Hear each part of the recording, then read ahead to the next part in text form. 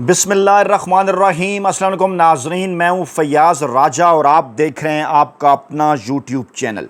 दोस्तों, वफाकी दारुल-हुकूमत इस्लामाबाद और रावलपिंडी से मज़दूर सहाफ़ी के ज़राए से ख़बरें, मालूमात और उन पर फिर हमारा तज्ज़िया और तबसरा। आज की सबसे बड़ी डेवलपमेंट, सबसे लेटेस्ट डेवलपमेंट, पाकिस्तान के army chief general Asim Munir साहब की जानिब से इमरान खान साहब से माफ़ी की ख्वाहिश का इज़हार किया गया है। कहा यह जा रहा है कि आर्मी चीफ साहब की ख्वाहिश है कि इमरान खान साहब माफ़ी मांगें और आखिरकार पाकिस्तानी इस्टेब्लिशमेंट के एक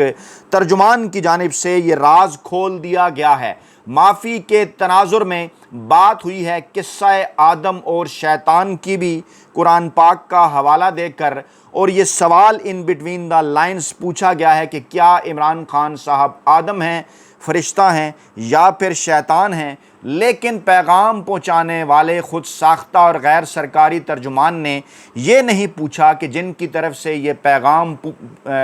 भिजवाया जा रहा है क्या नाउज़ बिल्ला वो तख्लीक़कार हैं, क्योंकि तख्लीक़कार की ज़ात तो अल्लाह ताला की है, अल्लाह ताला तख्लीक़कार हैं। इसीलिए आदम, शैतान और जो फरिश्तों का किस्सा है उसमें अल्लाह पाक जो हैं वो तख्लीक़कार हैं, वो क्रिएटर हैं। लेकिन अब अगर माफ़ी मांगने के हवाले से कहा जा रहा है तो क्या मुक़तदरा या पाकिस्तान के ताकतवर हल्के या इस्टेब्लिशमेंट ख़ुद को नाउज़ बिल्ला खुदा समझती है? ये कुछ सवालात हम अहम तरीन आपके सामने रखेंगे और इस हवाले से आपको याद करने होंगे वो तमाम तर वीलॉग्स जिनमें हम आपके सामने ये बात गोश गुजार कर चुके कि पाकिस्तान के ताकतवर हल्कों का, जिन्हें कुछ मखसूस लोगों की जानिब से मुक़तदरा कहा जाता है, इस्टेब्लिशमेंट कहा जाता है, गुज़श्ता 3 बरसों के अंदर सबसे बड़ी जो उनकी ख्वाहिश है, सबसे बड़ा जो उनका मुतालबा है वो सिर्फ़ और सिर्फ यही है कि इमरान खान साहब माफ़ी मांगें। जी हाँ, 9 मई के मामलात के ऊपर दो बरस से ज़ायद का अरसा गुजर गया, इसी किस्म की उनकी ख्वाहिश है कि इमरान खान साहब 9 मई के मामलात के ऊपर माफ़ी मांगें। इमरान खान साहब का आगे से रद्द-ए-अमल क्या है वो भी हम गोश गुजार करते रहे, लेकिन ये फ़िल वक्त जो हुई है ये ताज़ा तरीन डेवलपमेंट है और इसकी तफसीलात मैं आपके सामने रखने से पहले एक शेर से आगाज़ करूँगा कि हुए तुम दोस्त जिसके, दुश्मन उसका आसमां क्यों ना हो। पाकिस्तानी इस्टेब्लिशमेंट के और पाकिस्तान के फील्ड मार्शल साहब के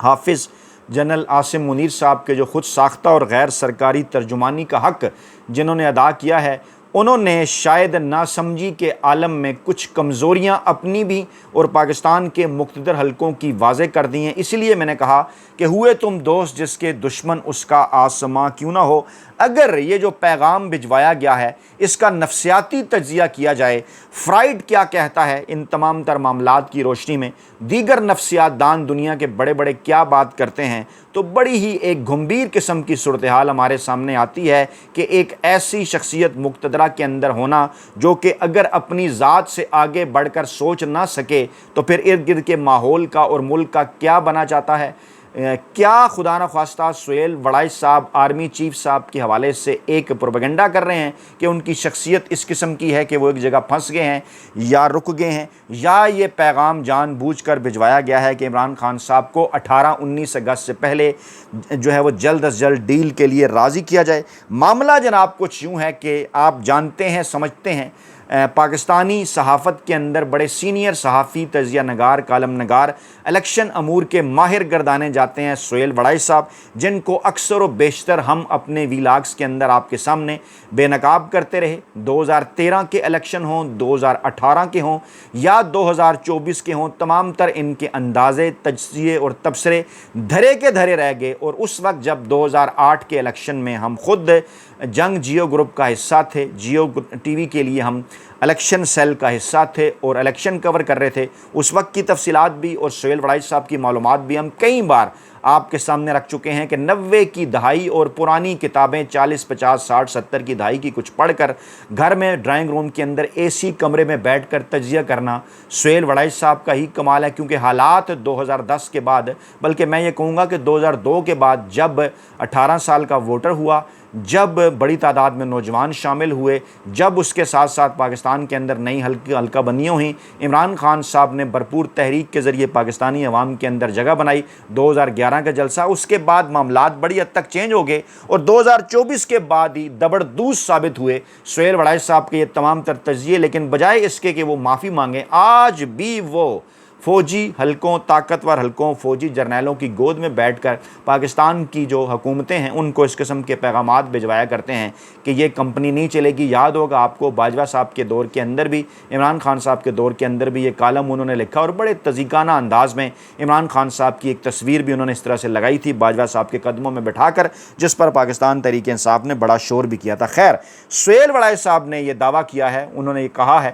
انکشاف کیا ہے کہ برسلز کے اندر ان کی field marshal general Asim Munir صاحب سے پہلی ملاقات ہوئی ہے، اور موصوف کہتے ہیں کہ یار لوگ تو بے پر کی اڑانے کے ماہر ہیں۔ ایک سابق ایڈیٹر نے تو برسوں پہلے امریکہ میں بیٹھ کر یہ ویڈیو دعویٰ کر دیا تھا کہ اس عاجز نے جلا وطن نواز شریف اور جنرل عاصم منیر کی ملاقات اور ڈیل کروا دی ہے۔ یہ اشارہ شاید انہوں نے شاہین سیبائی صاحب کی طرف کیا ہے، اور تو اور ایک سابق وزیر اعلیٰ پنجاب اور ان کے ہونہار صاحبزادے بھی یہ خبر اڑانے میں پیش تھے۔ یہ بات انہوں نے پرویز علیہ اور مونس علیہ صاحب کے حوالے سے کی ہے، حالانکہ میں نے اس وقت تک جنرل عاصم منیر کو سوائے ٹی وی کے کبھی بالمشافہ دیکھا بھی نہ تھا، اور میرے پاس ان کی غائبانہ تعریف اور تنقید دونوں سننے میں آتی رہیں۔ لیکن اس کے بعد اگلا پورا کالم انہوں نے کیا لکھا، اس کی تفصیلات میں جانے سے پہلے میں آپ کے سامنے ایک پیراگراف آپ کے سامنے رکھنا چاہتا ہوں، جس نے تمام تر جو موجودہ صورتحال ہے وہ کھول کر رکھ دی ہے کہ پاکستانی اسٹیبلشمنٹ کی اس وقت واحد، اکیلی اور صرف ایک دیرینہ خواہش ہے کہ وہ عمران خان صاحب سے معاملات ٹھیک کرنے کے لیے، عمران خان صاحب سے اپنے معاملات بہتر کرنے کے لیے تیار ہیں۔ صرف اور صرف عمران خان صاحب معافی مانگ لیں۔ کیا بات کہی؟ سہیل وڑائچ صاحب فرماتے ہیں، سیاسی حوالے سے کیے گئے سوال پر انہوں نے کہا، آرمی چیف صاحب کے متعلق کہہ رہے ہیں، انہوں نے کہا کہ سیاسی مصلحت سچے دل سے معافی مانگنے ہی سے ممکن ہے۔ پہلے تو سہیل وڑائچ صاحب سے یہ پوچھا جانا چاہیے کہ کالم میں آپ نے یہ بھی ذکر کیا کہ وہ کہہ رہے ہیں کہ میں محافظ ہوں، مجھے اور کسی عہدے کی خواہش نہیں، اور بار بار پاکستان کے D J S P R بھی کہہ چکے کہ ہمارا سیاست سے کوئی تعلق نہیں، سیاسی معاملات سیاسی جماعتیں طے کریں۔ کس نے آپ کو یہ کہا کہ آپ اس بات کے اوپر یقین نہ کریں اور ان سے سیاست کے حوالے سے سوال کریں؟ آپ تو خود یہ بات کرتے رہے ہیں کئی دفعہ کہ سیاست کے ساتھ کوئی تعلق نہیں، اور عمران خان مقتدرہ سے بات نہ کریں اور عمران خان نواز شریف اور آصف زرداری سے بات کریں، اور پھر اس کے آپ کے سوال کا جو نفسیاتی تجزیہ ہے وہ یہی بنتا ہے کہ آپ کے دماغ کے کونے میں یہ بات موجود ہے کہ 77 کی حکومت ہو، 99 کی حکومت ہو یا 2022 کی حکومت ہو، وہ کس نے اور کیوں کر گرائی، اور اس کے بعد واپس پیپلز پارٹی اور نون لیگ کیسے اقتدار میں آئے، کن سے بات کر کے اور کن سے معافیاں مانگ کے، اور آپ بھی آگے چل کر یہی معاملہ چاہتے تھے، یہی سمجھنا چاہتے تھے آپ نے۔ اسی لیے تو آپ نے پاکستان کے آرمی چیف، جن کا بقول D J S P R صاحب کے اور آپ کے سیاست سے تعلق نہیں ہے، جن کے ساتھ سیاسی مذاکرات نہیں ہونے چاہیے اور عمران خان صاحب کو سیاستدانوں سے بات کرنی چاہیے، آپ ان سے یہ سوال پوچھ رہے ہیں سیاسی حوالے سے کہ جناب سیاسی اس وقت پاکستان کے اندر جو ماحول ہے اس پر بات کریں، اور وہ بھی کمال شفقت سے، کمال مہربانی سے ہمارے محترم آرمی چیف صاحب آپ کو یہ جواب دے رہے ہیں کہ سیاسی مصلحت سچے دل سے معافی مانگنے ہی سے ممکن ہے۔ یعنی وہ یہ بات واضح کر رہے ہیں کہ عمران خان صاحب کے ساتھ اگر کسی قسم کی کوئی مصلحت ہونی ہے، کوئی ڈیل ہونی ہے، کوئی معاہدہ ہونا ہے، کوئی این آر او ہونا ہے، معاملات کو ہم نے ان کے ساتھ ختم کرنا ہے، آگے بڑھنا ہے، ان کے لیے سیاسی گنجائش پیدا کرنی ہے، تو وہ ہم ہی ہوں گے جن کے ذریعے وہ گنجائش پیدا ہوگی۔ وہ تو اس کے اندر بات کر رہے ہیں نا ایک بالکل حرف آخر کے طور پر کہ سیاسی مصلحت جو ہے، جو سیاسی مصالحت ہے، وہ سچے دل سے معافی مانگنے سے ممکن ہے۔ تو مطالبہ کر دیا انہوں نے، یا اس خواہش کا اظہار کر دیا انہوں نے، یا آپ کے ذریعے پیغام بھجوا دیا کہ عمران خان صاحب اگر سچے دل کے ساتھ معافی مانگ لیں تو ان کے ساتھ مصالحت ممکن ہے۔ اب اس نقطے کو یہیں روکتے ہیں اور میں آپ کو اس کا بیک گراؤنڈ بتاتا ہوں کہ بیسیکلی کتنی بار عمران خان صاحب کے ساتھ یہ پیغام ہماری معلومات کے مطابق بھجوایا گیا۔ آگے چلتے ہیں پہلے، اور اس حوالے سے انہوں نے اسٹیج پر قرآن پاک کی آدم کی تخلیق اور شیطان کے کردار کے حوالے سے آیات کا متن اور ترجمہ سنایا، جس سے واضح ہوتا ہے کہ شروع میں فرشتوں کو آدم سے مسئلہ تھا، مگر خدا نے آدم کو تخلیق کیا تو سوائے ابلیس کے سب فرشتوں نے انسان کو خدا کا حکم اور کرشمہ سمجھ کر قبول کر لیا۔ گویا معافی مانگنے والے فرشتے رہے اور معافی نہ مانگنے والا شیطان بن گیا۔ سہیل وڑائچ صاحب، کیا آپ نے پاکستانی عوام کو نواز شریف سمجھ رکھا ہے؟ کیا آپ نے پاکستانی عوام کو حامد میر سمجھ رکھا ہے؟ کیا آپ نے پاکستانی عوام کو قاضی فائز عیسیٰ سمجھ رکھا ہے کہ وہ آپ کے اس جملے کے اندر، اس پیغام کے اندر جو چھپی ہوئی بات ہے، جو چھپا ہوا پیغام ہے، اس کو نہیں سمجھ پائیں گے؟ بڑے ہی واضح انداز میں آپ نے اس کے اندر اس بات کی طرف اشارہ کرنے کی کوشش کی ہے کہ جنہوں نے مقتدرہ سے، جنہوں نے اسٹیبلشمنٹ سے معافی کے اندر معافیاں مانگ لیں وہ فرشتے بن گئے، ان کے حوالے اقتدار کر دیا گیا، لیکن جو معافی مانگنے کے لیے تیار نہیں ہے اسے آپ نے شیطان بنا دیا۔ جی ہاں، اور آپ یہ کہہ رہے ہیں کہ شیطان کا پاکستان کے اندر کوئی مستقبل میں کردار نہیں ہوگا۔ یہی بات مریم نواز صاحبہ بھی کہتی ہیں، یہی بات ان کے چیلے ہوں یا چیلیاں ہوں وہ بھی کرتی ہیں، آپ جیسا میڈیا بھی مسلسل یہی بات کرتا ہے، عمران خان صاحب کو خدا نہ خواستہ شیطان قرار دیتا ہے۔ لیکن سوال یہ پیدا ہوتا ہے کہ